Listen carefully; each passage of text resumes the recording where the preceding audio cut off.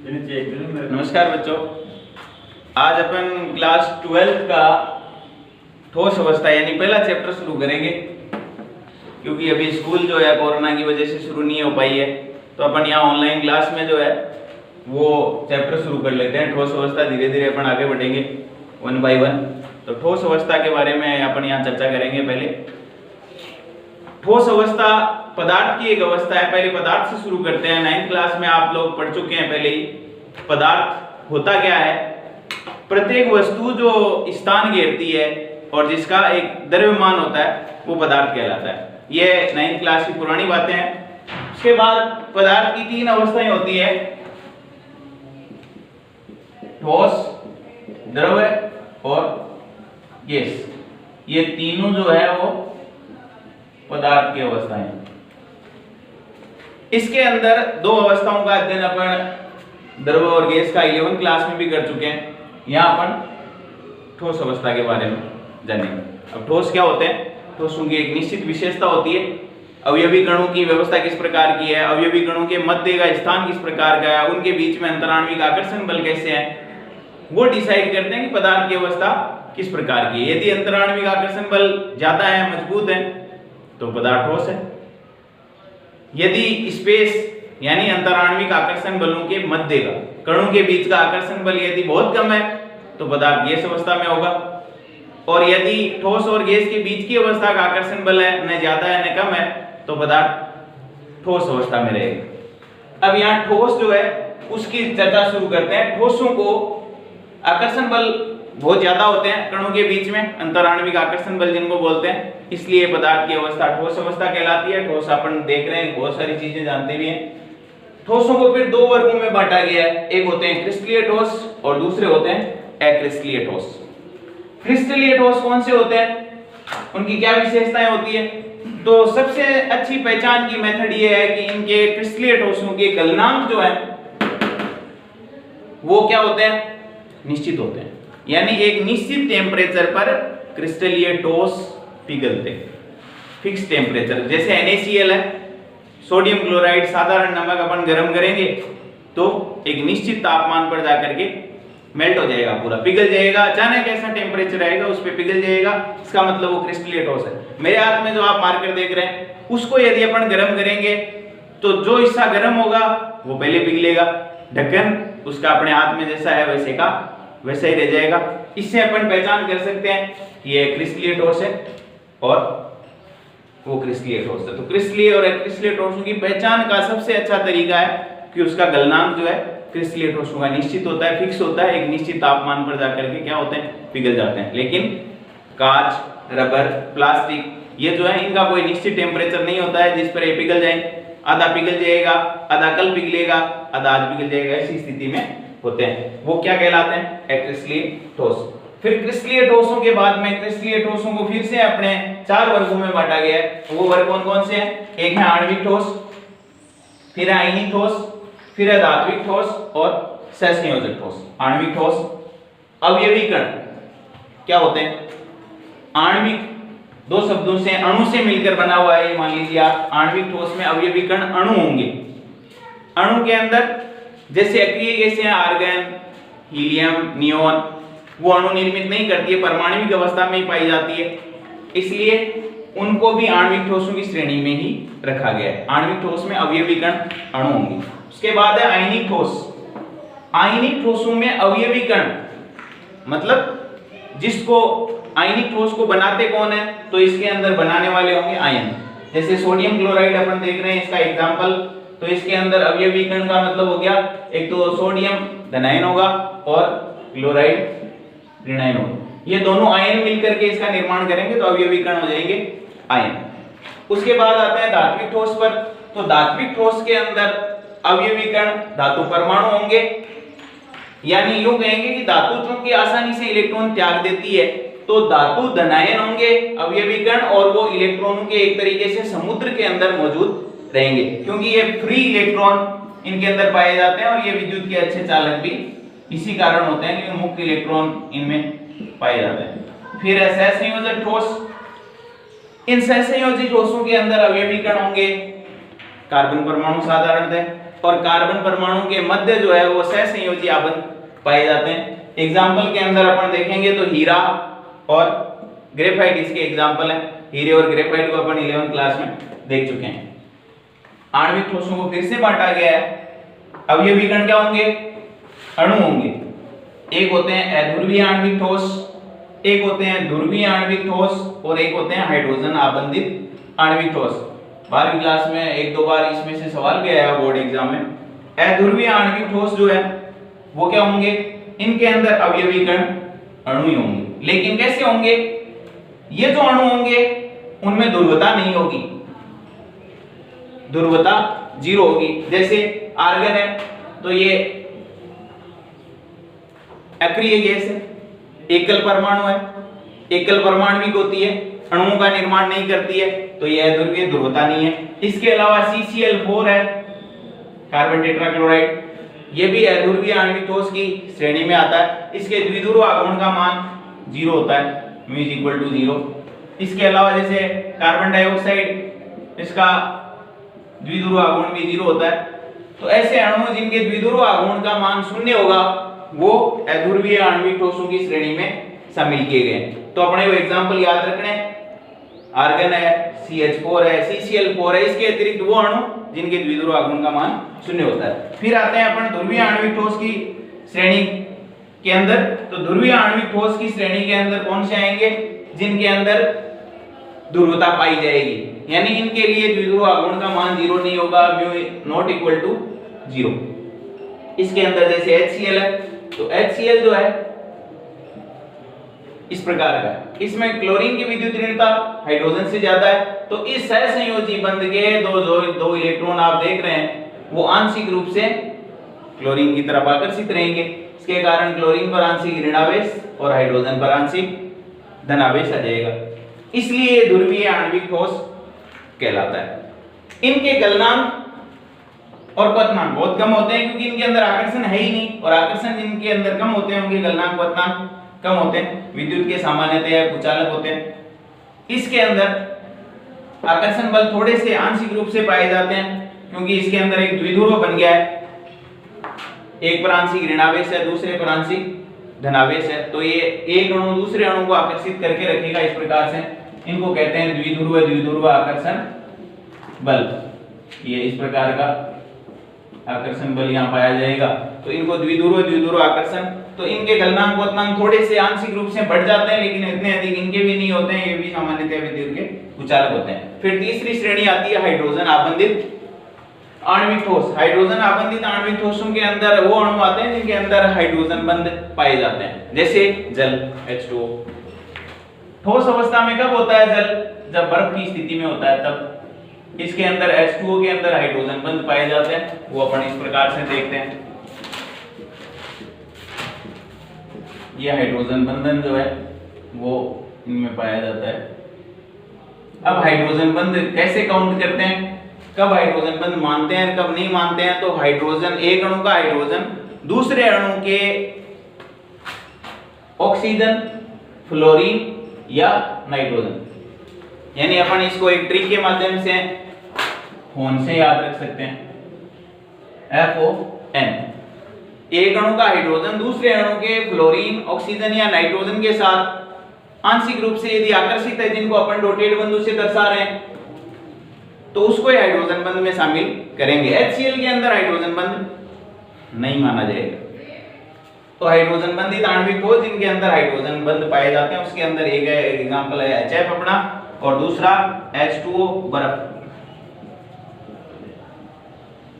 ये इसकी श्रेणी में आते हैं। फिर आयनिक ठोसों के अंदर NaCl, इसके अंदर अवयवी कण अपने क्या होते हैं? आयन होते हैं। इनके गलनांक और क्वथनांक कुछ होते हैं, जैसे NaCl को अपन ने सामान्यतया जो है अपन तवे पर रख के गर्म करना शुरू कर दें तो साधारणतया अपन पिघलते हुए नहीं देखा है, लेकिन टेम्परेचर काफी ज्यादा उच्च कर देंगे तब जाके ये पिघलता है।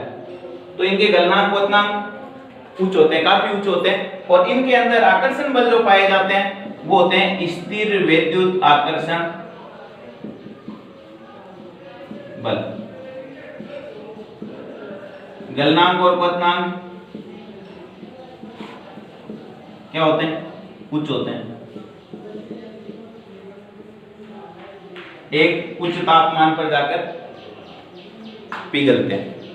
इसके अलावा ये ठोस अवस्था में विद्युत के क्या होते हैं, कुचालक। सोडियम क्लोराइड ठोस अवस्था में विद्युत का कुचालक होता है, लेकिन गलित अवस्था में विद्युत का चालन करते हैं। अब ऐसा क्यों होता है? गलित अवस्था में विद्युत का चालन इसलिए करते हैं क्योंकि गलित अवस्था में जब यानी पानी मिला देते हैं तो उसमें आयन जो है, आयनिक ठोस में जो आयन उपस्थित है वो क्या हो जाते हैं, अलग अलग हो जाते हैं। और ये आयन अलग अलग होने के बाद विपरीत आवेशित इलेक्ट्रोडों की ओर क्या करते हैं, गमन करते हैं। इसके कारण ये विद्युत का चालन करते हैं। तो आयनिक ठोस में से भी एक सवाल पूछा हुआ है, पहले आसान सा सवाल था, तो अपने को कुछ मुख्य मुख्य जो बातें हैं, विशेषताएं हैं, वो इनकी याद रखनी है। स्थिर वैद्युत आकर्षण बल पाए जाते हैं, गलनांक क्वथनांक कुछ होते हैं। इसके अलावा ये भंगुर प्रकृति के होते हैं, यानी चोट मारने से बिखर जाते हैं। जैसे ही अपन इनको फेंकेंगे तो ये जो सोडियम क्लोराइड आजकल तो थैली बंद आता है अपने पास, पहले जो कट्टों में पैकिंग आती है उसको यदि अपन उसका एक टुकड़ा निकाल के फेंकेंगे तो वो बिखर जाएगा, उसको कहते हैं भंगुर प्रकृति का होता है। फिर आते हैं धात्विक ठोस के अंदर, तो इसके अंदर अवयवी कण कौन होते हैं, यानी जो बनाते कौन है धात्विक ठोस को, तो अवयवी कण होते हैं धातु धनायन, और वो इलेक्ट्रॉनों के समुद्र से घिरे हुए होते हैं, जो धातु में आसानी से क्या कर देती है,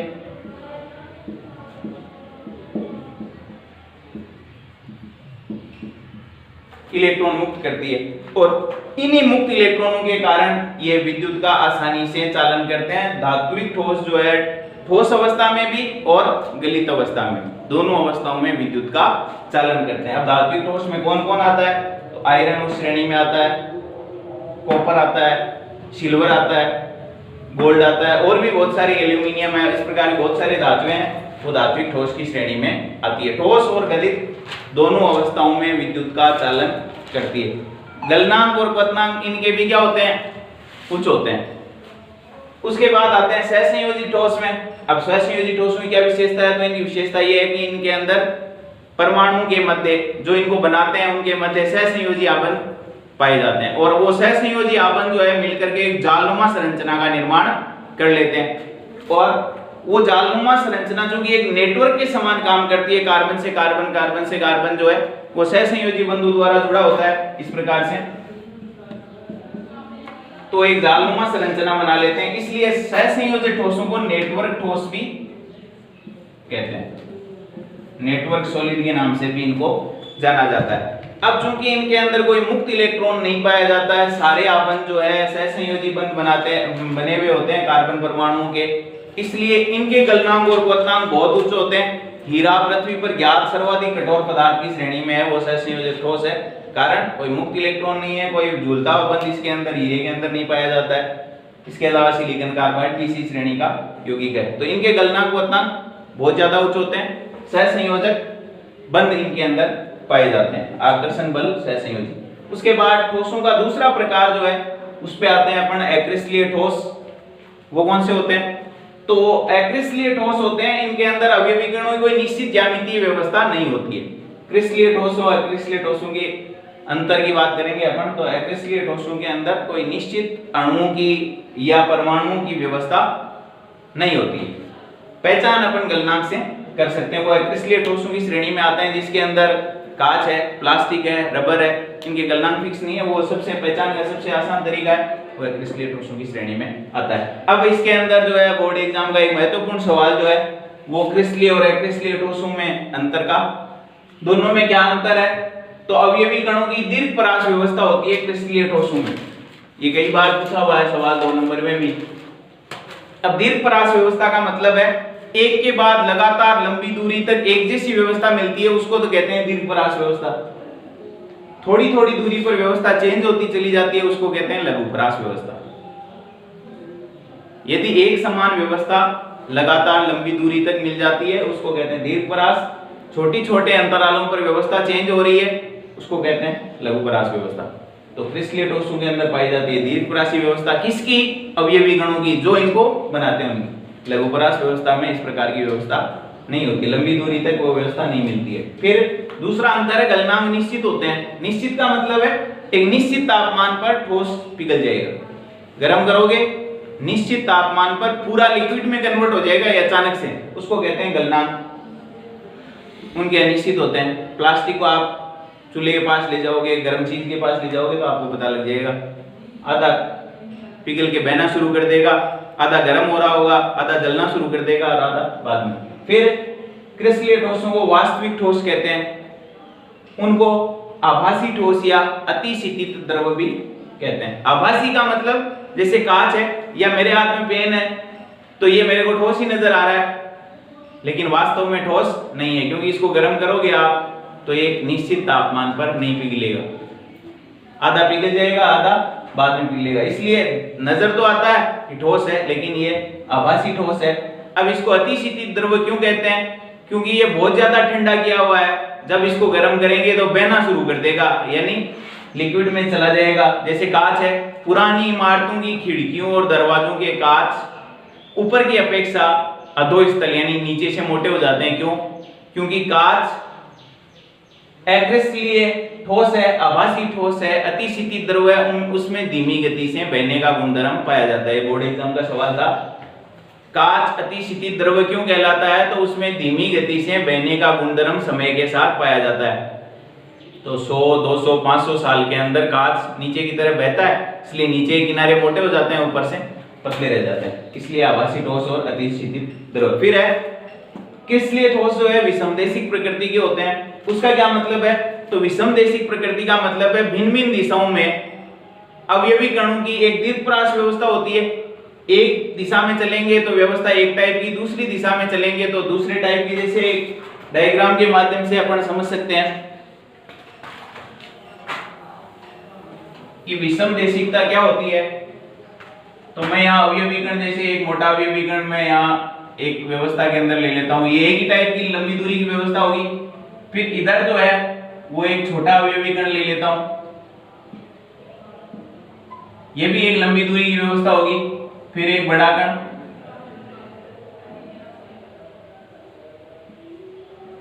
फिर छोटा कण ले लेता हूं।